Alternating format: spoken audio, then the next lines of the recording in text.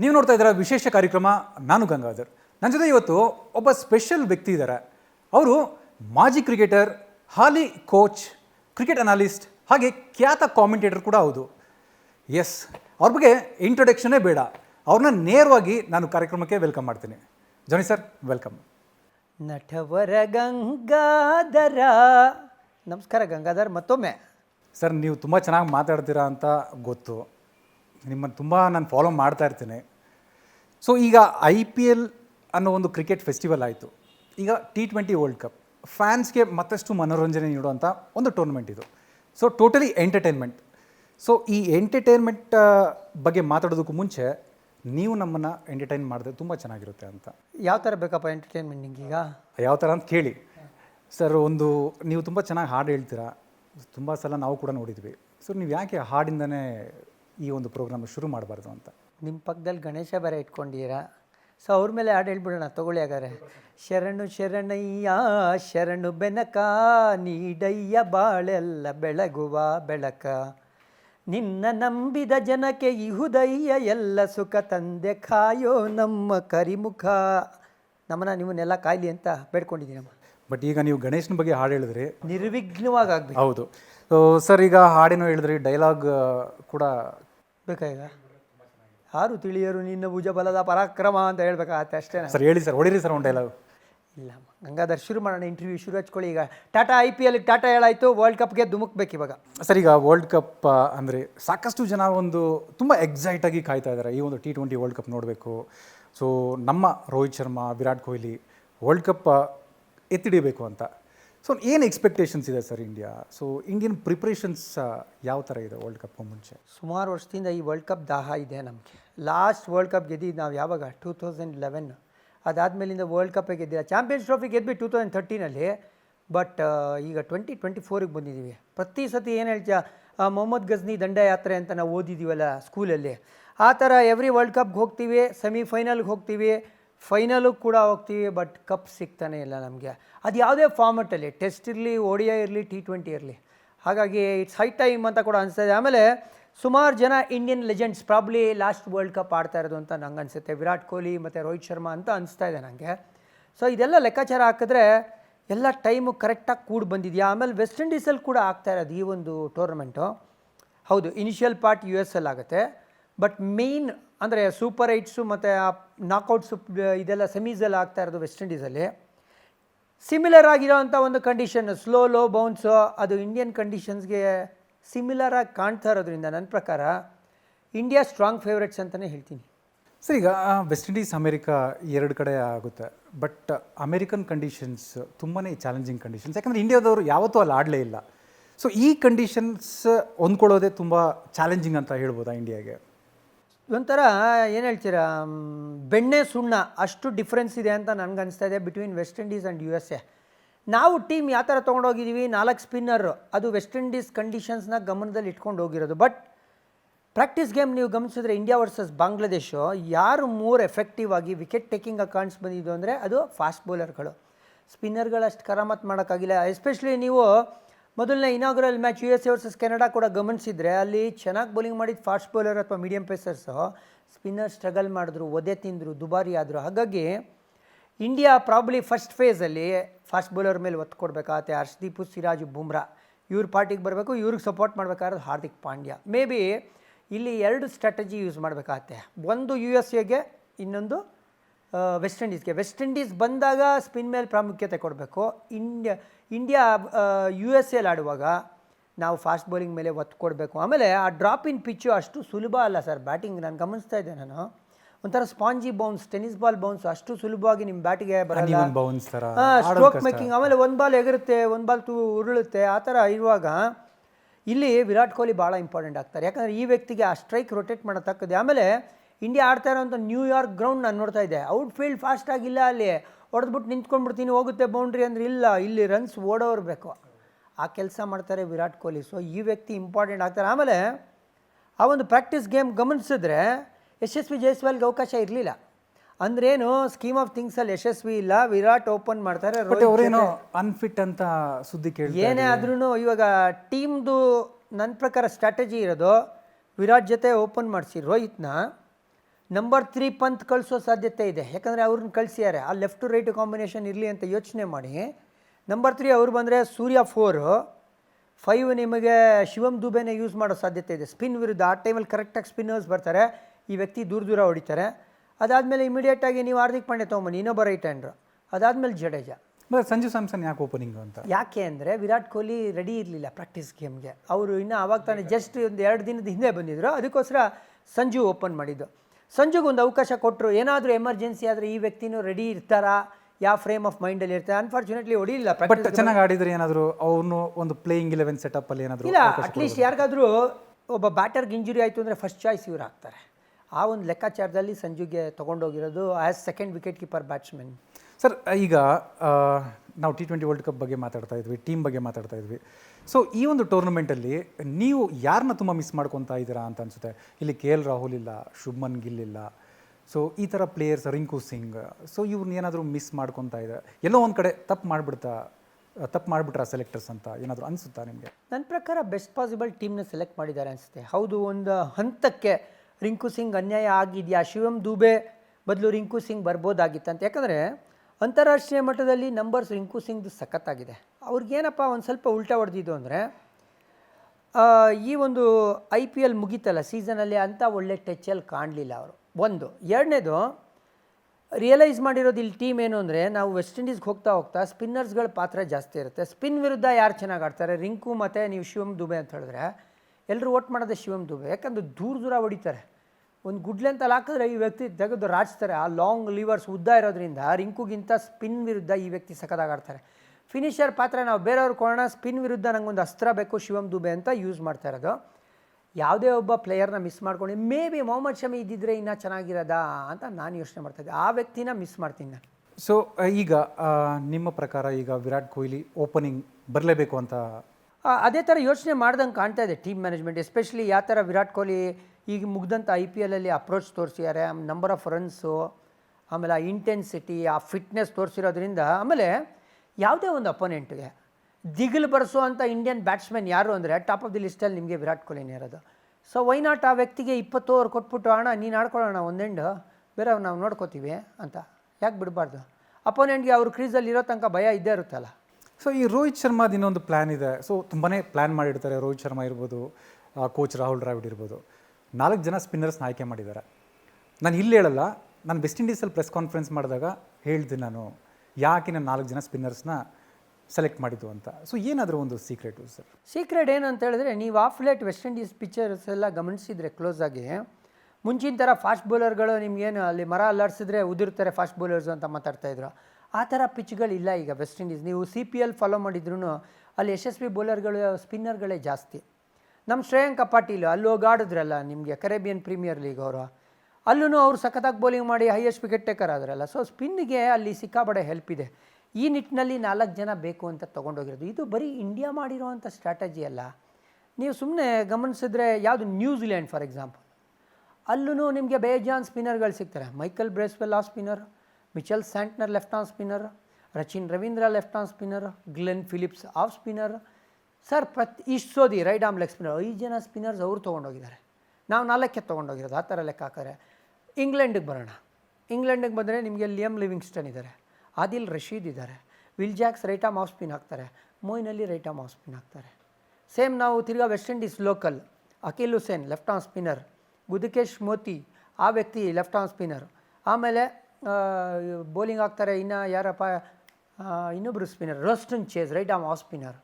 So ಈ ಥರ ಲೆಕ್ಕ ಹಾಕಿದ್ರೆ ಪ್ರತಿಯೊಂದು ಟೀಮೂ ಕಂಡೀಷನ್ ತಕ್ಕಂಗೆ ತಮ್ಮ ಟೀಮ್ನ ಸೆಲೆಕ್ಟ್ ಮಾಡಿದ್ದಾರೆ. ಸೊ ಇಲ್ಲಿ ಇಂಡಿಯಾ ಎಡವಿದಾರ ಅಂದರೆ ಇಲ್ಲ, ಎಡವಿದ್ರೆ ಇಡೀ ಜಗತ್ತೇ ಎಡವಿತು ಅಂತ ಹೇಳ್ಬೇಕಾಗತ್ತೆ ನೀವು.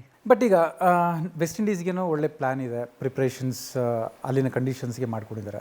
ಬಟ್ ನ್ಯೂಯಾರ್ಕ್ ಮತ್ತು ಫ್ಲೋರಿಡಾ ಇಲ್ಲಿ ಡ್ರಾಪ್ ಇನ್ ಪಿಚಸ್ ಅನ್ಕೊಂತೀನಿ ಮೋಸ್ಟ್ಲಿ. ಸೊ ಇಲ್ಲಿ ಯಾಕೆ ಅಷ್ಟೊಂದು ಸ್ಪಿನ್ನರ್ಸ್ ಅಂತ? ಇಲ್ಲಿ ನನ್ನ 11 ಕಾಂಬಿನೇಷನ್ ಡಿಫ್ರೆಂಟ್ ಇರುತ್ತೆ. ಇಲ್ಲಿ ನಾನು ಸ್ವಲ್ಪ ಡಿಫ್ರೆಂಟ್. ಫಾರ್ ಎಕ್ಸಾಂಪಲ್ 5ನೇ ತಾರೀಕು ಐರ್ಲೆಂಡ್ ಮ್ಯಾಚ್ ಆಡಬೇಕಾದಾಗ ನಾನು ಪ್ರಿಫರ್ಡ್ ಸ್ಪಿನ್ನರು ಅಲ್ಲಿ ಕುಲ್ದೀಪ್ ಯಾದವ್ನ ಯೂಸ್ ಮಾಡ್ತೀನಿ. ಕಾರಣ ಏನು ಅಂದರೆ ಆ ಮಿಸ್ಟ್ರಿ ಐರ್ಲೆಂಡ್ ಅವ್ರು ಇನ್ನೂ ರೀಡ್ ಮಾಡಿರಲ್ಲ. ಅವ್ರು ರಾಂಗ್ ಒನ್ನು ಕಂಡೀಷನ್ಸ್ ಇಲ್ಲದೆ ಇದ್ರೂ ತಿರುಗುತ್ತೆ ಅಲ್ಲಿ. ಅಂದರೆ ಸ್ಪಿನ್ನರ್ಗೆ ಹೆಲ್ಪ್ ಆಗದೆ ಇದ್ರೂ ಬಾಲ್ ತಿರುಗಿಸ್ತಾರೆ ರಿಸ್ಟ್ ಸ್ಪಿನ್ನರು. ಮೇ ಬಿ ಇಲ್ಲಿ ನಾನು ಅಕ್ಷರ್ ಪಟೇಲ್ನ ಆಡಿಸೋದಿಲ್ಲ. ಒಂದು ಸ್ಪಿನ್ನರ್ ಆಡ್ತಾರೆ, ಒಂದು ಸ್ಪಿನ್ನರ್ ಆಡಿಸಿ ಜಡೇಜಾ ಆಲ್ರೌಂಡ್ರಾಗಿ ಆಡಿ ಸಿರಾಜು, ಹರ್ಷ್ದೀಪ್ ಸಖತ್ತಾಗಿ ಬೌಲಿಂಗ್ ಮಾಡಿದ್ದಾರೆ, ಬುಮ್ರಾ, ಹಾರ್ದಿಕ್ ಸಪೋರ್ಟ್ ಮಾಡೋಕ್ಕೆ. 5ನೇ ಬೌಲರ್ ಪಾತ್ರ ನಿನಗೆ ಕುಲ್ದೀಪ್ ಆ್ಯಂಡ್ ಜಡೇಜಾ ಯೂಸ್ ಮಾಡ್ಕೊಂಬಿಡ್ತೀನಿ. 6 ಜನ ಬೌಲಿಂಗಲ್ಲಿ ಇಳಿತೀನಿ. ಈ ಥರ ಇರುತ್ತೆ ಕಾಂಬಿನೇಷನ್.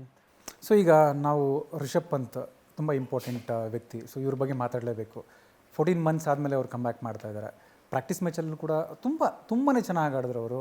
ಆಮೇಲೆ ಒಳ್ಳೆ ಡೀಸೆಂಟ್ IPL ಕೂಡ ಇತ್ತು ಅವ್ರದ್ದು. ಸೊ ಇಲ್ಲಿ ಏನು ಎಕ್ಸ್ಪೆಕ್ಟೇಷನ್ಸ್ ಇದೆ? ಅವರು ಫಸ್ಟ್ ಚಾಯ್ಸ್ ವಿಕೆಟ್ ಕೀಪರ್ ಆಗ್ತಾರಾ, ಅಥವಾ ಅವ್ರ ಬ್ಯಾಟಿಂಗ್ ಮೇಲೆ, ಅಥವಾ ಜಸ್ಟ್ ಬ್ಯಾಟಿಂಗ್ ಆ ಥರ ಏನಾದರೂ ಮಾಡೋ ಚಾನ್ಸಸ್ ಇದೆಯಾ? 100% ಇವರೇ number 1 wicket keeper batsman team ಇಂಡಿಯಾಗೆ ಈ ವರ್ಲ್ಡ್ ಕಪ್ಗೆ. ಅದಕ್ಕೋಸ್ಕರನೇ ಅವ್ರ ಕೈಲಿ ಆ ಪ್ರಾಕ್ಟೀಸ್ ಗೇಮಲ್ಲಿ ಕೀಪಿಂಗು ಮಾಡಿಸಿದ್ದು. At the same time number 3 ನಾನು ನಿಮ್ಮನ್ನು ಯೂಸ್ ಮಾಡ್ತೀನಿ ಅಂತ ಹೇಳ್ತಾ ಇದ್ದಾರೆ. ಅಂದರೆ ಯಶಸ್ವಿ ಜೈಸ್ವಾಲ್ ಜೊತೆ ಓಪನ್ ಮಾಡೋ ಪ್ರೋಗ್ರಾಮ್ ಇಲ್ಲ ಅಂದಮೇಲೆ, ನಾವು ಲಾಸ್ಟ್ ವರ್ಲ್ಡ್ ಕಪ್ ಎಲ್ಲ ಗಮನಿಸಿದ್ರೆ ನಮ್ಮ ಬ್ಯಾಟಿಂಗ್ ಆರ್ಡರ್ ಬರೀ ರೈಟ್ ಹ್ಯಾಂಡ್ರ್ಗಳೇ ಇರೋರು, ಲೆಫ್ಟ್ ಹ್ಯಾಂಡ್ರೇ ಇರ್ತಾ ಇರಲಿಲ್ಲ. ಅದೊಂದು ಹಂತಕ್ಕೆ ಅಪೋನೆಂಟ್ಸ್ಗೆ ಅಡ್ವಾಂಟೇಜ್ ಆಗೋದು. ಈಗ ನನ್ನ ಹತ್ರ ಸುಮಾರು ಜನ ಲೆಫ್ಟ್ ಹ್ಯಾಂಡ್ರ್ಗಳಿದ್ದಾರೆ. ಯಾಕೆ ಯೂಸ್ ಮಾಡ್ಕೋಬಾರ್ದು? ಅದು ಏನು ಟಾಪ್ ಆಫ್ ದಿ ಆರ್ಡ್ರಿಂದನೇ ಯೂಸ್ ಮಾಡೋಣ.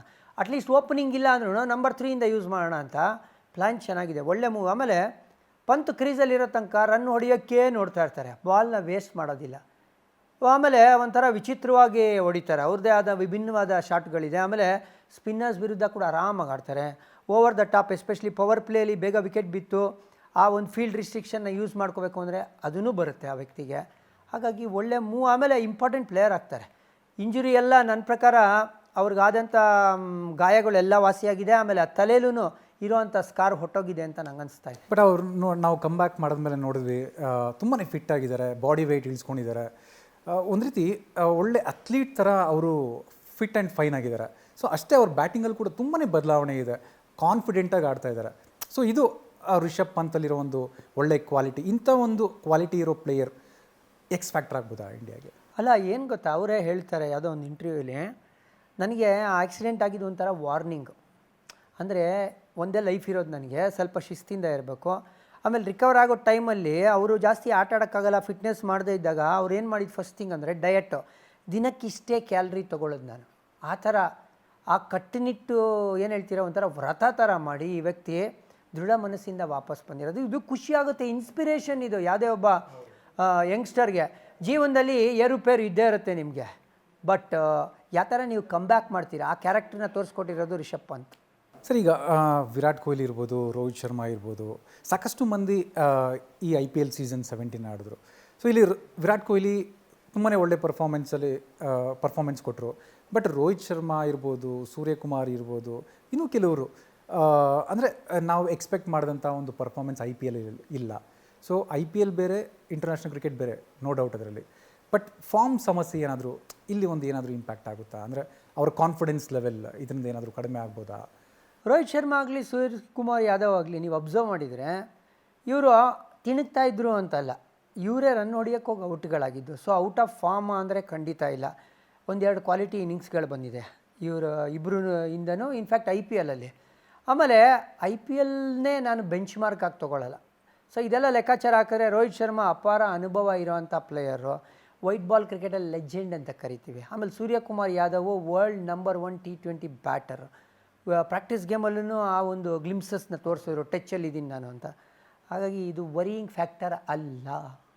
So Kohli world cup team ಸೆಲೆಕ್ಷನ್ಗೂ ಮುಂಚೆ ಸಾಕಷ್ಟು ಲೆಜೆಂಡ್ಸು ಕೊಹ್ಲಿ ಬಗ್ಗೆ ಮಾತಾಡಿದ್ರು. T20 ಟೀಮ್ಗೆ ಫಿಟ್ ಆಗಲ್ಲ, ಯಂಗ್ಸ್ಟರ್ಸ್ನ ಬ್ಲಾಕ್ ಮಾಡ್ತಾ ಇದ್ದಾರೆ, ಸ್ಟ್ರೈಕ್ ರೇಟ್ ಬಗ್ಗೆ ಮಾತಾಡಿದ್ರು. ಸೊ ಇದೆಲ್ಲ ಈ ಒಂದು T20 world cup give back time. ಯಾರ್ಯಾರು ಕ್ರಿಟಿಸೈಸ್ ಮಾಡಿದರು, ಆಲ್ರೆಡಿ IPL ಅವ್ರು ಹೇಳಿದರು.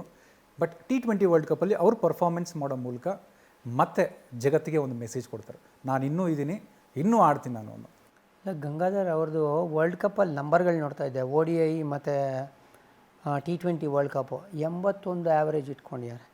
ಇವ್ರ ಬಗ್ಗೆ ನೀವು ಮಾತಾಡ್ತೀರಾ ಅಂತ ಒಂದು ಪ್ರಶ್ನೆ ಬರುತ್ತೆ. ಆಮೇಲೆ ಮಾತಾಡ್ತಾ ಇಲ್ಲ ಸರ್, ಅಲ್ಲ ಕ್ರಿಕೆಟ್ ಎಕ್ಸ್ಪರ್ಟ್ಸ್ ಮಾತಾಡ್ತಾರೆ. ಆ ಪ್ರಶ್ನೆಗಳಿತ್ತು, ಇವ್ರನ್ನ ಸೆಲೆಕ್ಟ್ ಮಾಡಬೇಕಾ ಬೇಡವಾ ಅಂತ ಕೂಡ ನಡೀತಾ ಇತ್ತು ಚರ್ಚೆ IPL ಶುರುವಾಗಕ್ಕೆ ಮುಂಚೆ. ಬಟ್ ಒಂದು ಸತಿ ಇವರು ಚಾಂಪಿಯನ್ಸ್ ಯಾಕೆ ಚಾಂಪಿಯನ್ ಆಗೇ ಇರ್ತಾರೆ ಅಂತ ಹೇಳೋದಕ್ಕೆ ವಿರಾಟ್ ಕೊಹ್ಲಿನೇ ಕ್ಲಾಸಿಕ್ ಉದಾಹರಣೆ ಅಂತ ಹೇಳ್ತೀನಿ. ಅಂದರೆ ನಾನು ಇಷ್ಟು ಸಾಧನೆ ಮಾಡಿಬಿಟ್ಟಿದ್ದೀನಿ ಅಂತ ರಿಲ್ಯಾಕ್ಸ್ ಮಾಡಿಲ್ಲ, ಅವರು ತಮ್ಮ ಗೇಮ್ನ ಎವಾಲ್ವ್ ಮಾಡ್ಕೊಂಡಿದ್ದಾರೆ. ಈ ಸೀಸನ್ ಯಾವ ಥರ ಬ್ಯಾಟಿಂಗ್ ಆಡಿದ್ರು, ಪವರ್ ಪ್ಲೇಲಿ 180 ಸ್ಟ್ರೈಕ್ ರೇಟಲ್ಲಿ ಬ್ಯಾಟಿಂಗು ವಿರಾಟ್ ಕೊಹ್ಲಿ, ಎಕ್ಸ್ಪೆಕ್ಟೇ ಮಾಡಲಿಲ್ಲ. ಆಮೇಲೆ ಸ್ಪಿನ್ ವಿರುದ್ಧ ಇವ್ರಿಗೆ ಆಡೋಕ್ಕೆ ಬರಲ್ಲ ಅಂತ ಹೇಳಿದ್ರು. ಸ್ಪಿನ್ ವಿರುದ್ಧ ಇವರು ಔಟೇ ಆಗಿಲ್ಲ, ಅದ್ಭುತವಾಗಿ. Highest number of runs against spinner IPLಲ್ಲಿ ಯಾರು ಹೊಡೆದಿದ್ದು ಅಂದರೆ ಅದು ವಿರಾಟ್ ಕೊಹ್ಲಿ. ಆಮೇಲೆ ಅವರ ಒಂದು ಸ್ಟ್ರೋಕ್ ಪ್ಲೇಲಿ ಇನ್ನೊಂದು ಆ ಸ್ಲಾಗ್ ಸ್ವೀಪ್ನ ತೊಗೊಂಬಂದಿದ್ದು ಅವ್ರಿಗೆ ಹೆಲ್ಪ್ ಮಾಡಿರೋದು. ಆಮೇಲೆ ಅವ್ರು ರನ್ ಹೊಡೆಯೋ ಕನ್ಸಿಸ್ಟೆನ್ಸಿ ಎವ್ರಿ ಗೇಮಲ್ಲಿ ಡೆಲಿವರ್ ಮಾಡ್ತಾರೆ. ಫಸ್ಟ್ ಬ್ಯಾಟಿಂಗ್ ಇರಲಿ, ಚೇಸ್ ಮಾಡೋದಿರಲಿ. ಮುಂಚೆ ಇವರು ಚೇಸ್ ಕಿಂಗ್ ಅಂತ ಹೆಸರುವಾಸಿಯಾಗಿದ್ದರು. ಗುರು ಫಸ್ಟ್ ಬ್ಯಾಟಿಂಗು ಟಾರ್ಗೆಟ್ ಸೆಟ್ ಮಾಡುವಾಗ ಗೊತ್ತಾಗಲ್ಲ ಇವ್ರಿಗೆ ಅಂತ, ಅದನ್ನು ಪಕ್ಕಕ್ಕೆ ಹಾಕಿ ಅಂದರು. 700+ ರನ್ಸ್ ಹೊಡೆದಿರೋದು IPL ಅಲ್ಲಿ. ಆಮೇಲೆ ಮಿಡ್ಲ್ ಓವರ್ಸಲ್ಲಿ ಇವ್ರದ್ದು ಸ್ಪಿನ್ನರ್ಸ್ ವಿರುದ್ಧ ಸ್ಟ್ರೈಕ್ ರೇಟ್ ಕಮ್ಮಿ ಆಗುತ್ತೆ ಅಂತ ಮಾತುಕತೆ ಇತ್ತು, ಅದನ್ನು 140 ಆ ಟೈಮಲ್ಲಿ ತೊಗೊಂಬಂದಿರೋದು. ಸೊ ಆ್ಯಸ್ ಎ ಪ್ಲೇಯರು ಇವ್ರು ಅರ್ಥ ಮಾಡ್ಕೊಂಡಿದ್ದಾರೆ, ಅಣ್ಣ ನಾನು ಟೈಮಿಗೆ ತಕ್ಕಂಗೆ ಚೇಂಜ್ ಮಾಡಬೇಕು ನನ್ನ ಗೇಮ್ನ ಅಂತ. ಅದನ್ನು ಬೇರೆಯವರಿಂದ ನಾನು ಬೇರೆಯವ್ರು ಹೇಳಿದ್ರು ಅಂತ ಮಾಡಿದೆ ಅಂತಲ್ಲ, ಸಿಚುವೇಶನ್ ಡಿಮ್ಯಾಂಡ್ ಮಾಡ್ತಾಯಿದೆ ಇವತ್ತು. ಟೀಮ್ಗೆ ಏನು ಬೇಕು, ಸಿಚುವೇಶನ್ ಏನು ಡಿಮ್ಯಾಂಡ್ ಮಾಡ್ತಾಯಿದೆ, ಅದ್ರ ತಕ್ಕಂಗೆ ನಂಗೆ ಆಡೋಕ್ಕೆ ಬರುತ್ತೆ ಅಂತ ತೋರಿಸಿದ್ದಾರೆ ವಿರಾಟ್ ಕೊಹ್ಲಿ. ಸರ್, ನಮ್ಮ ವಿರಾಟ್ ಕೊಹ್ಲಿ ಬಗ್ಗೆ ಮಾತಾಡಿದ್ವಿ ನಾವು. ಹಾರ್ದಿಕ್ ಪಾಂಡ್ಯಗೂ ಕೂಡ ಈ ಒಂದು ಟೂರ್ನಮೆಂಟ್ ತುಂಬಾ ಚಾಲೆಂಜಿಂಗ್. ಯಾಕಂದರೆ ಪಾಪ ಅವರು ಆಲ್ರೆಡಿ ಮುಂಬೈ ಇಂಡಿಯನ್ಸ್ ಕ್ಯಾಪ್ಟನ್ ಆಗಿ ಸಾಕಷ್ಟು ಕ್ರಿಟಿಸೈಸ್ ಮಾಡ್ತಾ ಇದ್ದಾರೆ. ಫ್ಯಾನ್ಸ್ ಇರ್ಬೋದು, ಎಕ್ಸ್ಪರ್ಟ್ಸ್ ಇರ್ಬೋದು, ಜೊತೆಗೆ ಇತ್ತೀಚೆಗೆ ಅವ್ರ ಪರ್ಸ್ನಲ್ ಲೈಫ್ ಕೂಡ ಸ್ವಲ್ಪ ಎಲ್ಲೋ ಒಂದು ಕಡೆ ಅಲ್ಲೋಲ ಕಲ್ಲೋಲ ಆಗಿದೆ. ಹಾಗೆ ಅವರ ಫಿಟ್ನೆಸ್ ಬಗ್ಗೆ ಕೂಡ ಚರ್ಚೆ ನಡೀತಾ ಇದೆ. IPL ಅಲ್ಲಿ ಕೂಡ ಅವರ 4 ಓವರ್ ಕೋಟ ಆಗ್ತಾ ಇಲ್ಲ, ಇವ್ರು ಫಿಟ್ ಇಲ್ಲ. ಸೊ ಈ ಥರ ಒಂದು ಚರ್ಚೆ ಮಾಡ್ತಾಯಿದ್ರು.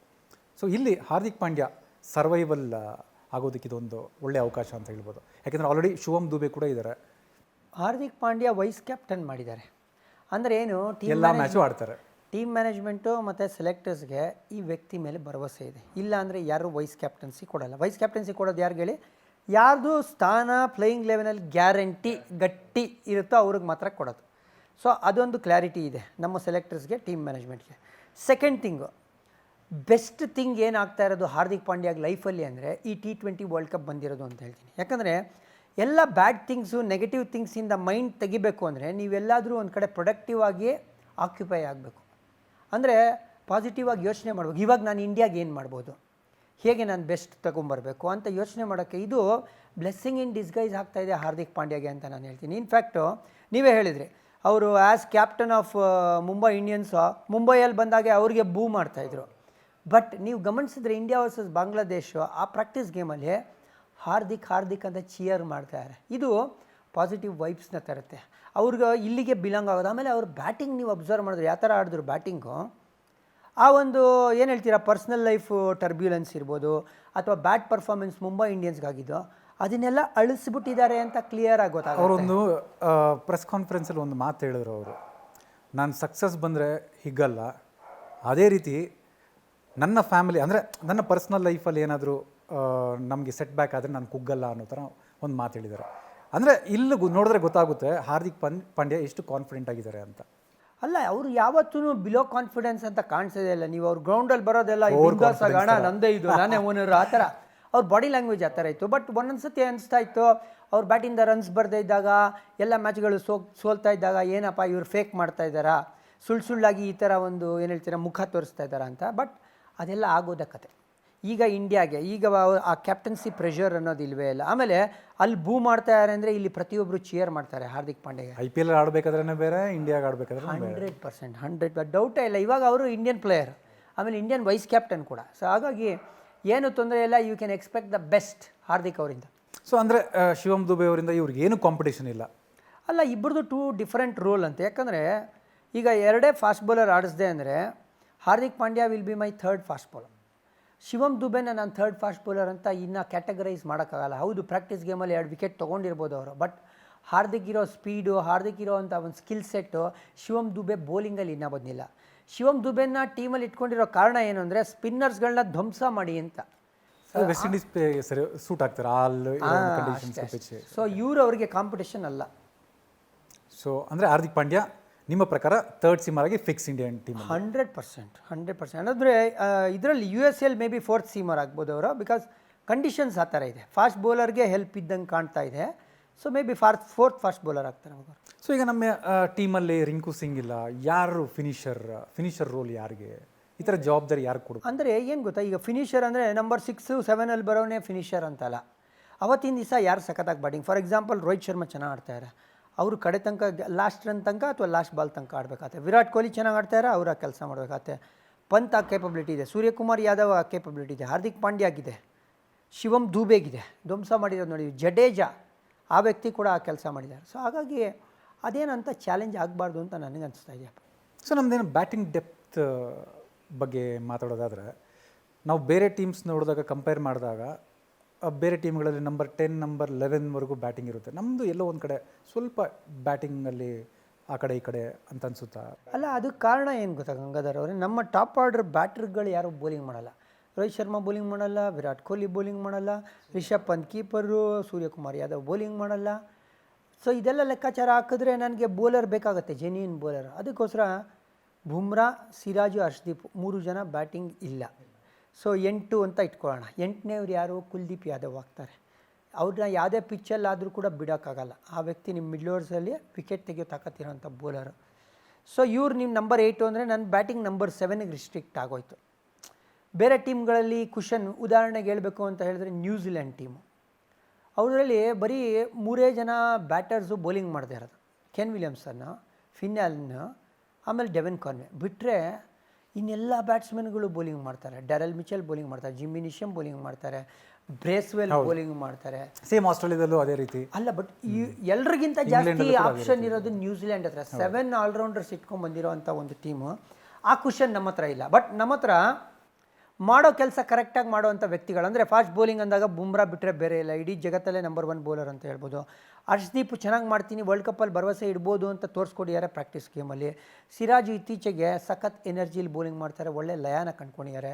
ಕುಲ್ದೀಪ್ ಯಾದವ್ ಯಾರೂ ಸಾಟಿನೇ ಇಲ್ಲ ಇಂಟರ್ನ್ಯಾಷನಲ್ ಕ್ರಿಕೆಟಲ್ಲಿ. ಸೊ ನನಗೆ 4 ಜನ ಒಂದು ಹೇಳ್ಬಿಡ್ತೀನಿ ಗಂಗಾಧರ್, ನಿಮಗೆ ಬ್ಯಾಟ್ಸ್ಮನ್ಗಳಿಂದ ಮ್ಯಾಚ್ ಗೆಲ್ಬೋದು, ಟೂರ್ನಮೆಂಟ್ ಗೆಲ್ಲಬೇಕು ಅಂದರೆ ಬೌಲರ್ ಗೆಲ್ಲಬೇಕು. ಆ ಬೌಲರ್ ಇಂಡಿಯಾ ಹತ್ರ ಇದೆ ಅಂತ ನಂಗೆ ಅನಿಸ್ತು. ಸೊ ನಾನು ಯಾಕೆ ಹೇಳಿದೆ ಈ ಪ್ರಶ್ನೆ ಅಂದರೆ, ಸೊ ಅಟ್ಲೀಸ್ಟ್ 8, 9, 10, 11 9, 10, 11 ಈ 3 ಸ್ಲಾಟಲ್ಲಿ ಬೌಲರ್ಸ್ ಏನಾದರೂ ಸ್ವಲ್ಪ 10-15 ರನ್ ಕಾಂಟ್ರಿಬ್ಯೂಟ್ ಮಾಡಿದ್ರೆ ತುಂಬಾ ಡಿಫ್ರೆನ್ಸ್ ಆಗುತ್ತೆ. 200%. ಆಮೇಲೆ ಇನ್ನೊಂದು ಏನು ಗೊತ್ತಾಗುತ್ತೆ, ನಂಬರ್ 9, ನಂಬರ್ 10 ಕೂಡ ಒಂದು 5 ಹತ್ರ ಹೊಡಿತಾರೆ ಅಂದರೆ ಟಾಪ್ ಆಫ್ ದಿ ಆರ್ಡ್ರಲ್ಲಿ ನನಗೆ ಫ್ರೀಡಮ್ ಕೂಡ ಇರುತ್ತೆ. ಅಣ್ಣ 5 ರನ್ ಇದ್ದರೆ ಆ ವ್ಯಕ್ತಿ ಹೊಡಿತಾನೆ ಅಂತ ನಾನು ಕೂಡ ಎಕ್ಸ್ಪ್ರೆಸ್ ಮಾಡಿ ಬಿಂದಾಸಾಗಿ ಬ್ಯಾಟಿಂಗ್ ಆಡ್ಬೋದು.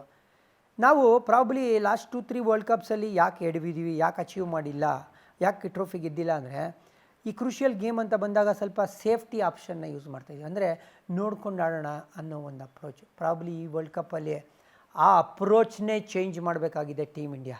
ಗುದ್ದುತ್ತಾ ಇರಬೇಕು. ಇವಾಗ T20 ಕ್ರಿಕೆಟ್ ಇರೋದೇ ಆ ಥರ. ಹಾಗಾಗಿ ಆ ಪಾಸಿಟಿವ್ ಫ್ರೇಮ್ ಆಫ್ ಮೈಂಡಲ್ಲಿ ಗುರು ಆಯಿತು, ಒಂದು ಆಡ್ ಗೇಮ್ ನಾನು ಬೇಗ ಆಲ್ಔಟ್ ಆಗೋದು, ಬಟ್ ಸ್ಟಿಲ್ ಈ ಟೂರ್ನಮೆಂಟಲ್ಲಿ ಪ್ರೋಗ್ರೆಸ್ ಆಗಬೇಕು, ಈ ಟೂರ್ನಮೆಂಟ್ನ ಗೆಲ್ಲಬೇಕು ಅಂತ ಹೇಳಿದ್ರೆ ಫಿಯರ್ಲೆಸ್ ಕ್ರಿಕೆಟ್ ಆಡ್ಬೇಕು ಗಂಗಾಧರ್. T20 ಅಂದರೆ ಫಿಯರ್ಲೆಸ್. ಸೊ ಈಗ 3 ಜನ ಲೆಫ್ಟ್ ಆರ್ಮ್ ಸ್ಪಿನ್ನರ್ಸ್ ಯಾಕೆ ಅಂತ? ಇಲ್ಲ, ಇವಾಗ ಒಬ್ಬನು ಆಫ್ ಸ್ಪಿನ್ನರ್ ಇಲ್ಲ ಯಾತಕ್ಕೆ ಅಂತ ಕೂಡ ಹೇಳ್ಬಿಡ್ತೀನಿ. ಇವಾಗ ಆಫ್ ಸ್ಪಿನ್ನರ್ ಥರನೇ ಬೌಲಿಂಗ್ ಮಾಡೋದು ಚೈನಾಮೆನ್. ಈಗ ರವಿ ಅಶ್ವಿನ್ ರೈಟ್ ಆರ್ಮ್ ಬ್ಯಾಟ್ಸ್ಮನ್ಗೆ ಪಿಚ್ಚಾಗಿ ಹಿಂಗೆ ಒಳಗಡೆ ಬರುತ್ತೆ ಅಂದರೆ, ಕುಲ್ದೀಪ್ ಯಾದವ್ ಲೆಫ್ಟ್ ಆರ್ಮ್ ಚೈನಾಮೆನ್ ಪಿಚ್ಚಾಗಿ ಒಳಗಡೆನೇ ಬರುತ್ತೆ. ಸೊ ಹಾಗಾಗಿ ಆಫ್ ಸ್ಪಿನ್ನರ್ನ ಮಿಸ್ ಮಾಡ್ಕೋತಿದ್ದೀವಾ ಅಂದರೆ ಇಲ್ಲ ಅಂತ ಹೇಳ್ತೀನಿ. ಯಾಕೆ ಇಬ್ಬರು ಲೆಫ್ಟ್ ಆರ್ಮ್ ಸ್ಪಿನ್ನರ್ಗಳು ಆಲ್ರೌಂಡರ್ಗಳು? ಅದು ವೆಸ್ಟ್ ಇಂಡೀಸ್ ಕಂಡೀಷನ್ಗೆ ಆ ಬ್ಯಾಟಿಂಗ್ ಡೆಪ್ತು ಬೇಕು ನನಗೆ. ನಾನು ಹಾರ್ದಿಕ್ ಪಾಂಡ್ಯ ಚೆನ್ನಾಗಿ ಬೌಲಿಂಗ್ ಮಾಡ್ತಾ ಇದ್ದಾರೆ ಈ ಟೂರ್ನಮೆಂಟಲ್ಲಿ ಅಂತ ಹೇಳಿದ್ರೆ, ವೆಸ್ಟ್ ಇಂಡೀಸ್ಗೆ ಹೋಗ್ತಾ ಇದ್ದಂಗೆ 4 ಸ್ಪಿನ್ನರ್ ಆಡ್ಸೋಕ್ಕೂ ಯೋಚನೆ ಮಾಡ್ತೀನಿ. ಚಹಲ್ನು ಸ್ಕೀಮ್ ಆಫ್ ಥಿಂಗ್ಸಲ್ಲಿ ತೊಗೊಂಬರೋಕ್ಕೆ ಯೋಚನೆ ಮಾಡ್ತೀನಿ. ಆವಾಗ ನಂಗೆ 4 ವಿಕೆಟ್ ಟೇಕಿಂಗ್ ಬೌಲರ್ಗಳು ಸಪೋರ್ಟೆಡ್ ಬೈ ಬುಮ್ರಾನಿಗೆ ಪಿಚ್ ಮ್ಯಾಟ್ರೇ ಆಗೋಲ್ಲ, ಕಂಡೀಷನ್ ಮ್ಯಾಟ್ರೇ ಆಗೋಲ್ಲ. 5 ಜನ ಜೆನ್ಯೂನ್ ವಿಕೆಟ್ ಟೇಕರ್ಸು, ಅದರಲ್ಲಿ 2 ಬ್ಯಾಟಿಂಗ್ ಕೂಡ ಆಡ್ತಾರೆ. ಯಾರು? ರವೀಂದ್ರ ಜಡೇಜಾ, ಅಕ್ಷರ್ ಪಟೇಲ್. ಸೊ ಯಾಕೆ ಈ ಥರ ಯೋಚನೆ ಮಾಡಿದ್ದಾರೆ ಟೀಮ್ ಇಂಡಿಯಾ? ಅಥವಾ ರೋಹಿತ್ ಶರ್ಮಾ ಯಾಕೆ ನಾನು ವೆಸ್ಟ್ ಇಂಡೀಸ್ಗೆ ಹೋದ್ಮೇಲೆ ನಿಮಗೆ ಆನ್ಸರ್ ಮಾಡ್ತೀನಿ ಅಂದರೆ, ಇದೇ ಲೈನ್ಸಲ್ಲಿ ಪ್ಲ್ಯಾನ್ ಮಾಡಿ ಹೋಗಿ ಆ ಥರ ಒಂದು ಎಕ್ಸಿಕ್ಯೂಟ್ ಮಾಡೋ ಐಡಿಯಾ ಇದೆ ಅಂತ ಅನಿಸ್ತಾ ಇದೆ ನನಗೆ ಟೀಮ್ ಇಂಡಿಯಾಗೆ. ಸೊ ಓಕೆ, USA ಬಿಡಿ ಒಬ್ಬ ಸ್ಪಿನ್ನರ್ ಆಗ್ತಾರೆ, ಪೇಸರ್ಸ್ಗೆ ಜಾಸ್ತಿ ಪ್ರಿಫರೆನ್ಸ್ ಕೊಡ್ತಾರೆ. ವೆಸ್ಟ್ ಇಂಡೀಸಲ್ಲಿ ನಿಮ್ಮ ಪ್ರಕಾರ ಎಷ್ಟು ಜನ ಸ್ಪಿನ್ನರ್ಸ್ ಆಡ್ಬೋದು? ಬಟ್ ಯಾರೆಲ್ಲ? ಮಿನಿಮಮ್ 3 ಜನ ಆಡ್ತಾರೆ ವೆಸ್ಟ್ ಇಂಡೀಸಲ್ಲಿ. ಅದರಲ್ಲಿ ನನ್ನ ಪ್ರಕಾರ ಜಡೇಜಾ, ಅಕ್ಷರ್, ಕುಲ್ದೀಪ್ 3 ಜನ ಪ್ರಮುಖ ಸ್ಪಿನ್ನರ್ಗಳು ಆಡ್ತಾರೆ. ಬಟ್ ಚಹಲ್ ಕೂಡ ವಿಕೆಟ್ ಟೇಕಿಂಗ್ ಏನೇ ಆದರೂ ಕುಲ್ದೀಪ್ ಬದಲು ಬರಬೇಕಾಗತ್ತೆ. ಯಾಕಂದರೆ ಇಲ್ಲಿ ಅಕ್ಷರ್ನ ರೀಪ್ಲೇಸ್ ಮಾಡಬೇಕು ಅಂದರೆ ಆಲ್ರೌಂಡರ್ ಕೇಪಬಿಲಿಟಿ ಇಲ್ಲ. ಬಟ್ ಅದೇ ನೀವು ಚಹಲಿಂದ ಬ್ಯಾಟಿಂಗ್ ಸ್ವಲ್ಪ ಎಕ್ಸ್ಪೆಕ್ಟ್ ಮಾಡ್ತಾ ಇದ್ದೀರಾ, ಚಹಲ್ ಬ್ಯಾಟಿಂಗೇ ಇಲ್ಲ. ಚಹಲ್ ಮತ್ತು ಕುಲ್ದೀಪ್ನ ನಾನು ಆಲ್ರೌಂಡ್ರಾಗಿ ಕನ್ಸಿಡರ್ ಮಾಡೋಕ್ಕಾಗಲ್ಲ. ಅದಕ್ಕೋಸ್ಕರ ಜಡೇಜಾ ಮತ್ತು ಅಕ್ಷರ್ ನಿಮಗೆ ಇಬ್ಬರು ಆಡಿಸ್ಲೇಬೇಕು. ಆಮೇಲೆ ನಿಮ್ಮ ಕುಲ್ದೀಪ್ ಯಾದವ್. ಪಿಚ್ಚು ಯಾವ ಥರ ಇದೆ ಅಂದರೆ ಅಣ್ಣ ಬುಗ್ರಿ, ಆವಾಗ ಇಬ್ಬರೇ ಫಾಸ್ಟ್ ಬೌಲರ್, ಹಾರ್ದಿಕ್ಕು ಮತ್ತು ಬುಮ್ರಾ, ಚಹಲ್ನೂ ಇಳಿಸ್ತೀನಿ, ಹರ್ಷದೀಪ್ಗೂ ಬ್ರೇಕ್ ಕೊಡ್ತೀನಿ ಬೇಕಾದ್ರೆ. ಸೊ ಈಗ ಸಿರಾಜ್ ಕತೆ ಏನು ಸರ್? ಈಗ ಯಾಕಂದರೆ ಸಿರಾಜ್ ನಾವು IPL ಅಲ್ಲಿ ನೋಡ್ತಾ ಇದ್ವಿ, ಸ್ಟಾರ್ಟಿಂಗಲ್ಲಿ ತುಂಬ ಡಲ್ ಆದರು, ಬಟ್ ಕೊನೆಗೆ ಒಂದು ಸ್ವಲ್ಪ ಓಕೆ. ಸೊ ಈಗ ಬೂಮ್ರಾ ಜೊತೆ ಯಾರಾಗ್ತಾರೆ? ಹರ್ಷದೀಪ್ ಅಂತಾನೆ ಅನ್ಸುತ್ತೆ. ಯಾಕೆ ಗೊತ್ತಾ? ಸಿರಾಜ್ ಯಾಕಿಲ್ಲ ಸರ್? ಹರ್ಷದೀಪ್ ಹತ್ರ T20ಗೆ ಬೇಕಾಗಿರೋವಂಥ ಅಸ್ತ್ರಶಸ್ತ್ರಗಳೆಲ್ಲ ಇದೆ ಅನಿಸುತ್ತೆ. ಒಂದು ನ್ಯೂ ಬಾಲಲ್ಲಿ ಬಾಲ್ನ ಒಳಗಡೆ ತೊಗೊಂಬಂದು ವಿಕೆಟ್ ತೆಗೆಯುವಂಥ ಒಂದು ಬೌಲರ್. ಆಮೇಲೆ ಬೇಕು ಅಂದಾಗ ಯಾರು ಕಾರ್ ಹಾಕ್ತಾರೆ ಚೆನ್ನಾಗಿ, ಒಳ್ಳೆ ಸ್ಲೋಯರ್ ಬೌನ್ಸರ್ ಇಟ್ಟಿದ್ದಾರೆ. ಈ ಥರ ವೇರಿಯೇಷನ್ ಸಿರಾಜ್ ಡೆತ್ ಓವರಲ್ಲೂ ಕೂಡ ಡೆತ್ ಓವರಲ್ಲಿ ಕೂಡ ಯೂಸ್ ಮಾಡ್ಕೊಂಡಿದ್ದಾರೆ ಹರ್ಷದೀಪ್ನ. ಡೆತ್ ಓವರಲ್ಲಿ ಇನ್ನೂ ಹೆಸರು ಮಾಡಿಲ್ಲ ಸಿರಾಜ್. ಸೊ ಹಾಗಾಗಿ ಅವರು ಬುಮ್ರಾ 1, ಹರ್ಷದೀಪ್ 2, 3 ಸಿರಾಜ್ ಅಂತ ಹೇಳ್ತೀವಿ. ಮಧ್ಯದಲ್ಲಿ ಹಾರ್ದಿಕ್ ಪಾಂಡ್ಯನ ಯೂಸ್ ಮಾಡ್ಕೊಳ್ತೀವಿ ಮಿಡ್ಲ್ ಓವರ್ಸಲ್ಲಿ ಅನ್ನೋದು ಬಿಟ್ಟರೆ, ಹರ್ಷದೀಪು ಲೆಫ್ಟ್ ಆರ್ಮ್ ಸೀಮರ್ ಆಗಿರೋದ್ರಿಂದ ಒಂದು ಡಿಫ್ರೆಂಟ್ ಆ್ಯಂಗಲ್ನ ಕೂಡ ತೊಗೊಂಡ್ಬರ್ತಾರೆ. ಅದಕ್ಕೋಸ್ಕರ ಅವ್ರ ಮೇಲೆ ಒಲವು ತೋರಿಸ್ತೀನಿ. ಸಿರಾಜ್ ಇನ್ ಕೇಸ್ ಯಾರಿಗಾರು ಇಂಜುರಿ ಆಯಿತು ಅಂದರೆ ಅವ್ರನ್ನ ಬ್ಯಾಕಪ್ಪಾಗಿ ಇಟ್ಕೊಳ್ಳೋದು, ಇಲ್ಲ ಫಾಸ್ಟ್ ಬೌಲಿಂಗ್ ಹೆಲ್ಪ್ ಇದೆ ಕಂಡೀಷನ್ ಅಂದರೆ ಒಬ್ಬ ಸ್ಪಿನ್ನರ್ನ ಕೊಡಿಸ್ತೀನಿ, ಸಿರಾಜ್ ನಡೆಸ್ತೀನಿ. ಸೊ ಅಂದರೆ ಹರ್ಷದೀಪ್ ಒಂದು ಬೆಸ್ಟ್ ಚಾಯ್ಸ್ ಅಂತೀರಾ, ಬೂಮ್ರಾಗೆ ಬೆಸ್ಟ್ ಪಾರ್ಟ್ನರ್ ಅಂತೀರಾ? 100%. ನೀವು ಪ್ರಾಕ್ಟೀಸ್ ಗೇಮಲ್ಲಿ ನೋಡಿದ್ರಲ್ಲ ಯಾವ ಥರ ಬಾಂಗ್ಲಾದೇಶ್ ವಿರುದ್ಧ ಬೌಲಿಂಗ್ ಮಾಡಿದ್ರು ಹರ್ಷದೀಪ್. ಆ ಬಾಲ್ ಮೂವ್ ಆಗಿ ಟಿಲಿಂಗ್ ಅನಿಸಿದ್ದು ಯಾರಿಗೆ, ಲಿಟನ್ ದಾಸ್ಗೆ ಭಾಳ ಒಳ್ಳೆ ಬೌಲಿಂಗ್. ಸೊ ಅವ್ರಿಗೆ ಏನು ಹೇಳ್ತೀರಾ, ಬ್ಯಾಕ್ ಮಾಡ್ತೀನಿ, ಅವ್ರ ಮೇಲೆ ಭರೋಸೆ ಇಡ್ತೀನಿ. ಸೊ ಸರ್, ನಾವೀಗ ಬ್ಯಾಟಿಂಗ್ ಬಗ್ಗೆ ಮಾತಾಡಿದ್ವಿ, ವಿಕೆಟ್ ಕೀಪರ್ಸ್ ಯಾರಾಗ್ಬೋದು ಅಂತ ಮಾತಾಡಿದ್ವಿ, ಆಲ್ರೌಂಡರ್ಸ್ ಬಗ್ಗೆ ಮಾತಾಡಿದ್ವಿ, ಸ್ಪಿನ್ನರ್ಸ್ ಬಗ್ಗೆ ಕೂಡ ಮಾತಾಡಿದ್ವಿ, ಫಾಸ್ಟ್ ಬೌಲರ್ಸ್ ಬಗ್ಗೆ ಕೂಡ ಮಾತಾಡಿದ್ವಿ. ಸೊ ಇಷ್ಟೆಲ್ಲ ಮಾತಾಡಿದ್ಮೇಲೆ ನಿಮಗೆ ಇಂಡಿಯನ್ ಟೀಮಲ್ಲಿ ವೀಕ್ನೆಸ್ ಇದೆ ಅಂತ ಏನಾದರೂ ಅನಿಸ್ತಾ ಇದೆಯಾ? ಆ ಬ್ಯಾಟಿಂಗ್ ಡೆಪ್ತ್ ಒಂದೇ ನಂಗೆ ವೀಕ್ನೆಸ್ ಅಂತ ಅನಿಸ್ತಾ ಇದೆ. ಅಂದರೆ ಬೇರೆ ಟೀಮ್ಗಳೆಲ್ಲ ನೀವೇ ಹೇಳ್ದಂಗೆ ನಂಬರ್ 8, ನಂಬರ್ 9 ತನಕ ಬ್ಯಾಟಿಂಗ್ ಇದೆ. England, New Zealand, maybe Australia to an extend ಅಂತ ಲೆಕ್ಕ ಹಾಕಿದ್ರೆ ನಮ್ಗೆ ಆ ಬ್ಯಾಟಿಂಗ್ ಡೆಪ್ತ್ ಅನ್ನೋದು ಒಂದಿಲ್ಲ. ಅದೊಂದು ಬಿಟ್ಟರೆ ನಾವೆಲ್ಲ ಬಾಕ್ಸಸ್ನ ಟಿಕ್ ಮಾಡಿದ್ದೀವಿ ಅಂತ. ಅಂದರೆ ಯಾರನ್ನೂ ಮಿಸ್ ಮಾಡ್ಕೊತ ಇಲ್ಲ ನಾವು, ಯಾರನ್ನೂ ಮಿಸ್ ಮಾಡ್ತೀವಿ. ಸೊ ಈಗ Mahendra Singh Dhoni 2007 first T20 world ಕಪ್ನ ನಾವು ಗೆದ್ವಿ. ಅದಾದಮೇಲೆ ರೋಹಿತ್ ಶರ್ಮಾ ಕ್ಯಾಪ್ಟನ್ ಆಗಿದ್ದರು, ವಿರಾಟ್ ಕೊಹ್ಲಿ ಕ್ಯಾಪ್ಟನ್ ಆಗಿದ್ದರು. ಸೊ ಗೆಲ್ಲಕ್ಕಾಗಲಿಲ್ಲ. ಸೊ ಈ ಸಲ ಏನಾದರೂ ಚಾನ್ಸ್ ಇದೆಯಾ? ಯಾಕಂದರೆ ನಾವು ಲಾಸ್ಟ್ ಟೈಮ್ ಕೂಡ ನಾವು ಸೆಮೀಸಲ್ಲಿ ನಾವು ವೆಸ್ಟ್ ಇಂಡೀಸ್ ವಿರುದ್ಧ ಸೋತ್ವಿ ನಾವು. ಸೊ ಈ ಟೈಮ್ ಅಂದರೆ ಒಂದು ಚಾನ್ಸ್ ಇದೆಯಾ ಇಂಡಿಯಾಗೆ ಅಂತ? 100% ನಾವು ಒನ್ ಆಫ್ ದಿ ಫೇವ್ರೇಟ್ಸ್ ಆಗಿ ಸ್ಟಾರ್ಟ್ ಮಾಡ್ತೀವಿ. ಸ್ಟ್ರಾಂಗ್ ಕಂಟೆಂಡರ್ಸು ಸೆಮಿಫೈನಲ್ಗೆ ಹೋಗೋದಕ್ಕೆ. ಯಾಕಂದರೆ ಸೆಮಿಫೈನಲ್ಗೆ ಹೋದ್ಮೇಲೆ ಯಾರನ್ನು ಬೇಕಾದ್ರೆ ಬೀಟ್ ಮಾಡ್ಬೋದು. ಅದು 1 ಗೇಮ್ ಅಟ್ ಎ ಟೈಮ್ ಅಂತ ಲೆಕ್ಕ ತೊಗೊಳ್ತೀವಿ. 100% ಟೀಮ್ ಇಂಡಿಯಾ ಸೆಮಿಫೈನಲ್ ಕ್ವಾಲಿಫೈ ಆಗುತ್ತೆ ಅಂತ ನಂಗೆ ಅನಿಸ್ತಾ ಇದೆ. ಸೊ ನೀವು ಫಿಕ್ಸ್ ಆಗಿಬಿಟ್ಟಿದ್ದಾರೆ ಇಂಡಿಯಾ? ಯಾಕೆ ಗೊತ್ತಾ ಗಂಗಾಧರ್, ಫಾರ್ಮೆಟ್ನ ನೀವು ಗಮನಿಸಿ. ನಾವು ಕ್ವಾಲಿಫೈ ಆಗ್ತೀವಿ. ಪಾಕಿಸ್ತಾನ ಮೇಲೆ ವರ್ಸ್ಟ್ ಕೇಸ್ ಸಿನಾರಿಯಲ್ಲಿ ನಾವು ಸೋತ್ರೂ ಕೂಡ ವಿ ವಿಲ್ ಕ್ವಾಲಿಫೈ. ಯಾಕಂದರೆ ಐರ್ಲೆಂಡು, USA, ಕೆನಡಾ ಅವ್ರಿಗೆಲ್ಲ ಮಟ್ಟ ಆಗ್ತೀವಿ. ಅಂದರೆ ಆ ಪಾಕಿಸ್ತಾನ್ಗೆ ಹೊಡೆಯೋಕ್ಕಾಗಲ್ವಾ ಅಂತಲ್ಲ, ನಾನು ವರ್ಸ್ಟ್ ಕೇಸ್ ಸಿನಾರಿಯೋ ಅಂದಿದ್ದು. ವರ್ಲ್ಡ್ ಕಪ್ ರೆಕಾರ್ಡ್ ನೋಡಿದ್ರೆ ಪಾಕಿಸ್ತಾನ ವಿರುದ್ಧ ನಮ್ಮದು ಒನ್ ಆಫ್ ದಿ ಬೆಸ್ಟ್. ಅವ್ರು ಮೊನ್ನೆ ದುಬೈಯಲ್ಲಿ ಒಂದು ಸತಿ ಸೋಲ್ಸಿದ್ರು ಅನ್ನೋದು ಬಿಟ್ಟರೆ ಅದಾದಮೇಲೆ ವಾಪಸ್ ಕೊಟ್ಟಿದ್ದೀವಿ ನಾವು ಆಸ್ಟ್ರೇಲಿಯಾಲೇ. ಜ್ಞಾಪಕ ಇದ್ದರೆ ಅದು ಮರೆಯಲಾಗದಂಥ ಒಂದು ಗೇಮ್ ಸರ್. ಬಟ್ ಐರ್ಲೆಂಡ್ನು ಕೂಡ ನಾವು ಈಸಿಯಾಗಿ ಇಲ್ಲ, ಯಾಕಂದರೆ ಅವರು ವರ್ಲ್ಡ್ ಕಪ್ಪಲ್ಲಿ ಕೂಡ ಅವರು ಮಿನೋಸ್ ಆದ್ರೂ ಅಪ್ಸೆಟ್ ಮಾಡಿದ್ದಾರೆ ಬಲಿಷ್ಠ ಸ್ಟ್ರಾಂಗ್ ಟೀಮ್ಗಳ ವಿರುದ್ಧ. ಒಳ್ಳೆ ಪರ್ಫಾರ್ಮೆನ್ಸ್ ಕೊಟ್ಟಿದ್ದಾರೆ, ಕಾಂಪಿಟೇಟಿವ್ ಆಗಿರ್ತಾರೆ. T20 ವರ್ಲ್ಡ್ ಕಪ್ಪಲ್ಲಿ ಹೇಳೋಕ್ಕಾಗಲ್ಲ. ಇಲ್ಲ ಗಂಗಾಧರ್, ಬಟ್ ಸ್ಟಿಲ್ ಏನು ಗೊತ್ತಾ, ಒಂದು ಕಾಲದಲ್ಲಿ ನೀನು ಹೇಳಿದ ಮಾತಿಗೆ ನಾವು ಒಪ್ಕೊಳ್ತಾ ಇದ್ದೆ. ಇವಾಗ T20 ಗೇಮಲ್ಲೂ ಯಾವ ಥರ ಇನ್ನಿಂಗ್ಸ್ಗಳನ್ನ ಬಿಲ್ಡ್ ಮಾಡಬೇಕು, ಕನ್ಸ್ಟ್ರಕ್ಟ್ ಮಾಡಬೇಕು ಅಂತ ಅದು ಇಂಡಿಯನ್ಸ್ ಅರ್ಥ ಮಾಡ್ಕೊಂಬಿಟ್ಟಿದ್ದಾರೆ.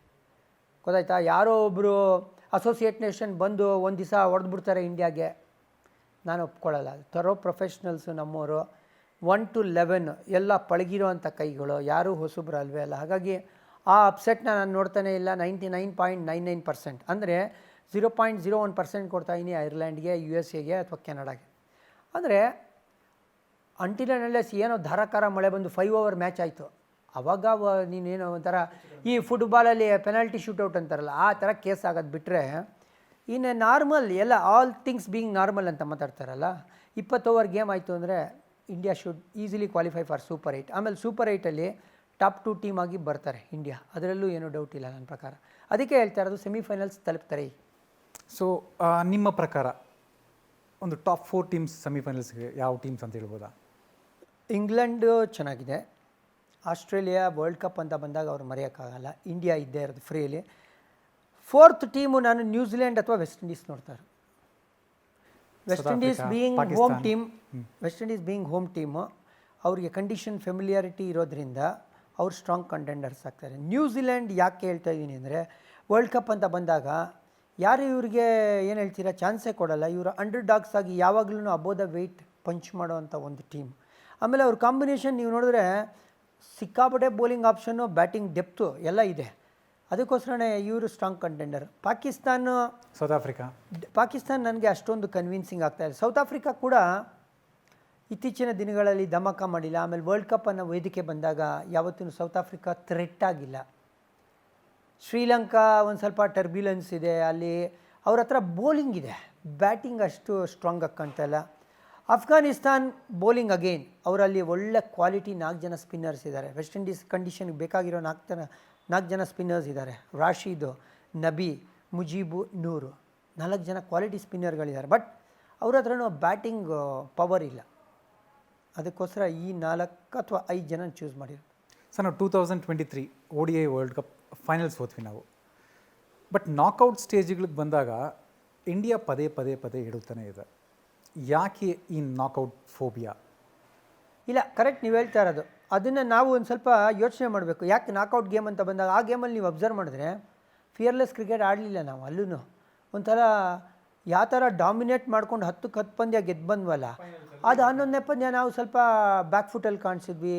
ಸಿಚುಯೇಷನ್ ತಕ್ಕಂಗೆ ಆಡೋಕ್ಕೆ ನೋಡ್ಬಿಟ್ವಿ. ಆ ಒಂದು ಫಿಯರ್ಲೆಸ್ನೆಸ್ ತೋರಿಸ್ಲಿಲ್ಲ. ಅದಕ್ಕೆ ಹೇಳಿದ್ದು, ಈ ಶೋಲೇ ಹೇಳಿದ್ದೀನಿ ನಾನು ನಿಮಗೆ, ಈ ವರ್ಲ್ಡ್ ಕಪ್ ಗೆಲ್ಲಬೇಕು ಅಂದರೆ ಫಿಯರ್ಲೆಸ್ ಕ್ರಿಕೆಟ್ ಆಡಬೇಕು ಟೀಮ್ ಇಂಡಿಯಾ. ಅದು ಲೀಗ್ ಗೇಮ್ ಇರಲಿ, ಸೂಪರ್ 8 ಇರಲಿ, ಸೆಮಿಫೈನಲ್ ಇರಲಿ, ಫೈನಲ್ ಇರಲಿ, ಬಿಂದಾಸ್ ಕ್ರಿಕೆಟ್ ಆಡಬೇಕು. ಬಟ್ ರೋಹಿತ್ ಶರ್ಮಾ ಮತ್ತು ವಿರಾಟ್ ಕೊಹ್ಲಿ ಅವರಿಬ್ಬರು ಅಪ್ರೋಚ್ ಅದೇ ರೀತಿ ಇದೆ, ಒಂದು ರೀತಿ ಫಿಯರ್ಲೆಸ್ ಅಪ್ರೋಚ್. ಬಟ್ ಬೇರೆಯವರಿಂದ ಬರಬೇಕು. ಬಟ್ ಯಂಗ್ಸ್ಟರ್ಸು ತುಂಬ ಕೆಲವರು ಹೊಸದಾಗಿ ಟೀಮಿಗೆ ಬಂದಿದ್ದಾರೆ. ಕೆಲವರಿಗೆ ಸರ್ವೈವಲ್ ಇಶ್ಯೂಸ್ ಇರುತ್ತೆ, ಇನ್ನು ಕೆಲವರಿಗೆ ಪರ್ಫಾರ್ಮೆನ್ಸ್ ಮಾಡಲೇಬೇಕು ಅಂತ ಇರುತ್ತೆ. ಸೊ ಈ ರೀತಿ ಇದ್ದಾಗ ಡಿಫ್ರೆಂಟ್ ಮೈಂಡ್ ಸೆಟ್ಸ್ ಇಟ್ಕೊಂಡು ಬಂದಾಗ ಆ ಫಿಯರ್ಲೆಸ್ನೆಸ್ ಮಾಯ ಆಗಿಬಿಡ್ತದೆ. ಅಲ್ಲ ನೋಡಿ, ಯಾರು ಹೊಸಬ್ರು ಇದ್ದಾರೆ. ಶಿವಮ್ ದುಬೆ ಒಬ್ಬರು ಫಸ್ಟ್ ವರ್ಲ್ಡ್ ಕಪ್ ಆಡ್ತಾ ಇದ್ದಾರೆ ಅಂತ ಹೇಳಬೇಕು. ರೋಹಿತು, ವಿರಾಟು, ಸೂರ್ಯಕುಮಾರ್ ಯಾದವ್, ರಿಷಬ್ ಪಂತ್ ಇವರೆಲ್ಲ ಪಳಗಿರೋ ಕೈ. ಹಾರ್ದಿಕ್ ಪಾಂಡ್ಯ ಎಕ್ಸ್ಪೀರಿಯನ್ಸ್ ಕೈ, ರವೀಂದ್ರ ಜಡೇಜಾ ಎಕ್ಸ್ಪೀರಿಯನ್ಸ್ ಕೈ, ಅಕ್ಷರ್ ಪಟೇಲ್ ಕೂಡ ಆಡಿರೋರು. ಸೊ ಯಾರು ಫಸ್ಟ್ ವರ್ಲ್ಡ್ ಕಪ್ ಆಡ್ತಾ ಇರೋದು ಅಲ್ಲಿ ಶಿವಮ್ ದುಬೆ ಒಬ್ಬರು ಬಿಟ್ಟರೆ ಯಂಗ್ಸ್ಟರು. ನಾವು ಆ ಭಯ ಪಡಬೇಕು. ಇನ್ಫ್ಯಾಕ್ಟ್ ಏನು ಗೊತ್ತಾ, ಈ ಇತ್ತೀಚಿನ ಯಂಗ್ಸ್ಟರ್ಗಳಿಗೆ ಭಯ ಅನ್ನೋದಿಲ್ಲ. ನಿಮ್ಗೆ ಎಕ್ಸ್ಪೀರಿಯನ್ಸ್ ಬರ್ತಾ ಇದ್ದಂಗೂ ಆ ರಿಸ್ಕ್ ಟೇಕಿಂಗ್ ಕೆಪಾಸಿಟಿ ಕಮ್ಮಿ ಆಗ್ತಾ ಹೋಗುತ್ತೆ. ಸಚಿನ್ ಫಸ್ಟು ಬಂದಾಗ ಯಾವ ಥರ ಫಿಯರ್ಲೆಸ್ ಬ್ಯಾಟಿಂಗ್ ಆಡೋರು, ನುಗ್ನು ಗುಡಿಯೋರು ಆ್ಯಸ್ ಓಪನರ್ ಬಂದು. ಬಟ್ ಅವ್ರು ರಿಟೈರ್ ಆಗೋ ಟೈಮ್ಗೆ ಅವ್ರು ಅಷ್ಟೊಂದು ರಿಸ್ಕ್ ತೊಗೋತಾ ಇರಲಿಲ್ಲ. ಅದು ವಿತ್ ಎಕ್ಸ್ಪೀರಿಯನ್ಸ್ ಬರೋ ಅಂಥ ಒಂದು ಡಿಸಡ್ವಾಂಟೇಜ್. ಆ ರಿಸ್ಕ್ ಟೇಕಿಂಗ್ ಕೆಪಾಸಿಟಿ ಕಮ್ಮಿ ಆಗೋಗುತ್ತೆ. ಅಲ್ಲಿ ನನಗೆ ಯಂಗ್ಸ್ಟರ್ಗಳೇ ಬೇಕು, ಆ ಫಿಯರ್ಲೆಸ್ನೆಸ್ನ ತರೋಬೇಕು. ಅದನ್ನು ತೋರಿಸ್ಕೊಡಿ ಯಾರು, ದುಬೆ. ಸೊ ದುಬೆ ಇನ್ಎಕ್ಸ್ಪೀರಿಯನ್ಸ್ಡ್ ಆದರೂ ಕೂಡ ಈ ಟೀಮ್ಗೆ ಫಿಯರ್ಲೆಸ್ನೆಸ್ನ ತರ್ತಾರೆ ಅಂತ ನಂಗೆ ಅನಿಸುತ್ತೆ. ಧೋನಿ ಜೊತೆ ಪಳಿಗೆ ಅವರು ಕೂಡ ಸ್ವಲ್ಪ ಅರ್ಥ ಆಗಿದೆ ಅವ್ರಿಗೆ, ಗೇಮ್ ಯಾವ ರೀತಿ ರೀಡ್ ಮಾಡಬೇಕು, ಯಾವ ಸಿಚುವೇಶನ್ಗೆ ಯಾವ ರೀತಿ ಆಡಬೇಕು ಅಂತ. ಸೊ ಈಗ ಸರ್ ರಾಹುಲ್ ದ್ರಾವಿಡ್ ಇವ್ರಿಗೆ ಕೊನೆ ವರ್ಲ್ಡ್ ಕಪ್ ಇದು. ಸೊ ರಾಹುಲ್ ದ್ರಾವಿಡಿಂದ ನಾವು ಏನು ಎಕ್ಸ್ಪೆಕ್ಟ್ ಮಾಡ್ಬೋದು? ಅವರು ಪ್ರೆಷರ್ ಒಳಗಾಗಿದ್ದಾರಾ? ಅವ್ರ ಮೇಲೆ ಪ್ರೆಷರ್ ಖಂಡಿತವಾಗ್ಲೂ ಇದು ನನ್ನ ಕೊನೆ ವರ್ಲ್ಡ್ ಕಪ್ಪು, ಅಟ್ಲೀಸ್ಟ್ ಇಲ್ಲಾದರೂ ಡೆಲಿವರ್ ಮಾಡಿ, ಅಂದರೆ ವರ್ಲ್ಡ್ ಕಪ್ ಗೆಲ್ಲಿಸಿ ನಾನು ಹೋಗ್ಬೇಕು ಅನ್ನೋ ಒಂದು ಆಸೆ ಕೂಡ ಅವ್ರಿಗೂ ಇರುತ್ತೆ. ಸೊ ರಾಹುಲ್ ದ್ರಾವಿಡ್ ಬಗ್ಗೆ ನೀವೇನು ಹೇಳಿ? ಅಲ್ಲ, ಇದು ಒಂಥರ ಏನು ಹೇಳ್ತೀರಾ, ಐಡಿಯಲ್ ಫಿನಿಶ್ ಆಗುತ್ತೆ ಇವ್ರ ಕೋಚಿಂಗ್ ಕರಿಯರ್ಗೆ ಅಂತ ನಂಗೆ ಅನಿಸ್ತಾ ಇದೆ. ಅಂದರೆ ಅಟ್ಲೀಸ್ಟ್ ಈ ಒಂದು ಇಂಡಿಯನ್ ಸ್ಟಿಂಟ್ಗೆ. ಆಮೇಲೆ ಅವ್ರು ಪ್ರೆಷರಲ್ಲಿ ಇರ್ತಾರ, ಟೆನ್ಷನಲ್ಲಿ ಇರ್ತಾರೆ ಅಂದರೆ ಇಲ್ಲ, ಅವ್ರಿಗೆ ಗೊತ್ತು, ಅಣ್ಣ ಇದು ನನ್ನ ಲಾಸ್ಟ್ ಆಪರ್ಚುನಿಟಿ, ನಂದು ಬೆಸ್ಟ್ ಕೊಟ್ಬಿಡ್ತೀನಿ. ಯಾಕಂದರೆ ಇನ್ನು ಉಳಿಸ್ಕೊಳ್ಳೋದ್ರಲ್ಲಿ ಅವಶ್ಯಕತೆಯೂ ಇಲ್ಲ. ಯಾಕಂದರೆ ನಾಳೆ ನೋಡೋಣ ಅನ್ನೋಕ್ಕೆ ನಾಳೆ ನಾನೇ ಇರೋದಿಲ್ಲ. ಅದಕ್ಕೆ ಇದು ಪ್ರೆಷರ್ ಅನ್ನೋದಕ್ಕಿಂತ ಪ್ಲೆಷರ್ ಥರ ನೋಡ್ತಾರೆ ಅಂತ ನಂಗೆ ಅನಿಸ್ತಾ ಇದೆ. ಸೊ ಏನು ಮಾಡ್ಬೇಕು ಸರ್ ರಾಹುಲ್ ದ್ರಾವಿಡ್? ಅಂದರೆ ಯಾವ ರೀತಿ ಟೀಮ್ನ ಮುಂದೆ ತೊಗೊಂಡೋಗ್ಬೇಕು? ಒಂದು ಎಕ್ಸಾಂಪಲ್ ಸೆಟ್ ಮಾಡಬೇಕು. ತುಂಬ ಎಕ್ಸ್ಪೀರಿಯನ್ಸ್ ಪ್ಲೇಯರ್ ಅವರು, ಅವ್ರಿಗೆ ತುಂಬ ವರ್ಲ್ಡ್ ಕಪ್ಸ್ ಆಡಿದ್ದಾರೆ ಅವರು, ಅವ್ರಿಗೆ ಗೊತ್ತು ಇಂಥ ಸಿಚುವೇಶನ್ಗಳು ತುಂಬ ಫೇಸ್ ಮಾಡಿದ್ದಾರೆ. ಸೊ ಏನು ಮಾಡಬೇಕು ರಾಹುಲ್ ದ್ರಾವಿಡ್ ಒಂದು ರೀತಿ ಟೀಮ್ನ ಮೋಟಿವೇಟ್ ಮಾಡಬೇಕಂದ್ರೆ ಸರ್? ಅಲ್ಲ, ರಾಹುಲ್ ದ್ರಾವಿಡ್ ಈ ಹಂತದಲ್ಲಿ ಯಾರಿಗೂ ಟೆಕ್ನಿಕ್ ಬಗ್ಗೆ ಮಾತಾಡೋಕ್ಕೆ ಹೋಗಲ್ಲ. ಕ್ರಿಕೆಟ್ ಮೈಂಡ್ ಗೇಮ್ ಅಂತ ಮಾತಾಡ್ತೀವಲ್ಲ, ಪ್ರತಿ ಒಬ್ಬ ಇಂಡಿವಿಜುವಲ್ ಪ್ಲೇಯರ್ನು ಮೆಂಟಲಿ ಸ್ಟ್ರಾಂಗ್ ಮಾಡೋಕ್ಕೆ ಪ್ರಯತ್ನ ಪಡ್ತಾ ಇರ್ತಾರೆ. ಆಮೇಲೆ ಇಲ್ಲಿ ಸ್ಟ್ರಾಟಜಿ ಮೇಲೆ ಕೆಲಸ, ಪ್ಲ್ಯಾನಿಂಗ್ ಮೇಲೆ ಜಾಸ್ತಿ ಕೆಲಸ. ಸೊ ಆ ಒಂದು ಸ್ಟ್ರಾಟಜಿ ಮತ್ತು ಪ್ಲ್ಯಾನಿಂಗು ಪ್ರತಿಯೊಂದು ಗೇಮ್ಗೂ ಏನು ಮಾಡ್ಕೊಂಡು ಬರ್ತಾರೆ ಅದು ಇಂಪಾರ್ಟೆಂಟ್ ಆಗುತ್ತೆ. ಅಂದರೆ ಗೇಮ್ನ ಚೆನ್ನಾಗಿ ರೀಡ್ ಮಾಡೋವಂಥ ಒಬ್ಬ ಗೇಮ್ನ ಒಳ್ಳೆ ಸ್ಟೂಡೆಂಟ್ ರಾಹುಲ್ ದ್ರಾವಿಡ್. ಸೊ ಹಾಗಾಗಿ ಯಾವುದೇ ಥರ ಒಂದು ಶಾರ್ಟ್ ಕಮಿಂಗ್ಸ್ ನಾವು ನೋಡೋಲ್ಲ ಅವರಿಂದ ಅಂತ ನನಗೆ ಅನಿಸ್ತಾ ಇದೆ. ಆಮೇಲೆ ರೋಹಿತ್ ಶರ್ಮಾ ಅನುಭವ ಇದೆ, ವಿರಾಟ್ ಕೊಹ್ಲಿ, ಇವರು 3 ಜನ, ರೋಹಿತು, ವಿರಾಟು, ಹಾರ್ದಿಕ್ 3 ಜನ, ಆಮೇಲೆ ರಾಹುಲ್ ದ್ರಾವಿಡ್, ಈ 4 ಜನ ಥಿಂಕ್ ಟ್ಯಾಂಕ್ ಥರ ಆಗುತ್ತೆ. ಸೊ ಈ 4 ಜನ ಸೇರಿ ಈ ಡಿಸಿಷನ್ಗಳನ್ನ ತೊಗೊಳ್ಳೋದು, ಅದು ಪ್ಲೇಯಿಂಗ್ 11 ಇರಲಿ, ಬ್ಯಾಟಿಂಗ್ ಆರ್ಡ್ರನ್ನ ಕಳಿಸೋದಿರಲಿ, ಇದೆಲ್ಲ ಐ ಥಿಂಕ್ ಈ ಥಿಂಕ್ ಟ್ಯಾಂಕ್ ಮಾಡುತ್ತೆ ಅಂತ ನಂಗೆ ಅನಿಸ್ತಾ ಇದೆ. ಸೊ ಈಗ ಟೀಮ್ ಇಂಡಿಯಾ ಈ ಒಂದು ವರ್ಲ್ಡ್ ಕಪ್ಪಲ್ಲಿ ಒಂದು ಒಳ್ಳೆ ಪರ್ಫಾರ್ಮೆನ್ಸ್ ಕೊಡಲಿ, ಜೊತೆಗೆ ಏನು ಸೆಕೆಂಡ್ ಟೈಮ್ T20 ವರ್ಲ್ಡ್ ಕಪ್ನ ವೆಸ್ಟ್ ಇಂಡೀಸಿಂದ ಭಾರತಕ್ಕೆ ತರಲಿ ಅಂತ ನಮ್ಮೆಲ್ಲರ ಆಶಯ ಕೂಡ. Sir Jani sir, thank you so much. ಇಷ್ಟೊತ್ತು ನಮಗೆ team India world cup preparations ಬಗ್ಗೆ, ಟೀಮ್ ಕಾಂಬಿನೇಷನ್ ಬಗ್ಗೆ, ಪ್ಲ್ಯಾನ್ ಸ್ಟ್ರಾಟಜಿ ಬಗ್ಗೆ ಎಲ್ಲ ಕೂಡ ತಿಳಿಸ್ಕೊಟ್ರಿ ನೀವು. Thank you so much. Thank you Gangadhar ಅವರೇ. ಹೋಪ್ಫುಲಿ ವರ್ಲ್ಡ್ ಕಪ್ ಗೆಲ್ತಾ ಇರೋಂಗೆ ಅದ್ರ ಬಗ್ಗೆನೇ ನಾವು ನಿಮ್ಮ ಜೊತೆ ಚರ್ಚೆ ಮಾಡಬೇಕು ಅಂತ ನನ್ನ ಆಸೆ. ಡೆಫಿನೆಟ್ಲಿ ಸರ್, ಡೆಫಿನೆಟ್ಲಿ ಇನ್ನೊಂದು ಸಿಗೋಣ sir. Thank you so much. ಇದಾಗಿತ್ತು ಇವತ್ತಿನ ವಿಶೇಷ. ಲೇಟೆಸ್ಟ್ ಕ್ರಿಕೆಟ್ ನ್ಯೂಸ್ ಮತ್ತು ಅಪ್ಡೇಟ್ಸ್ಗಾಗಿ ನೋಡ್ತಾ ಇರಿ ರನ್ ಭೂಮಿ, ಪ್ರತಿದಿನ ಬೆಳಿಗ್ಗೆ 8:27ಕ್ಕೆ.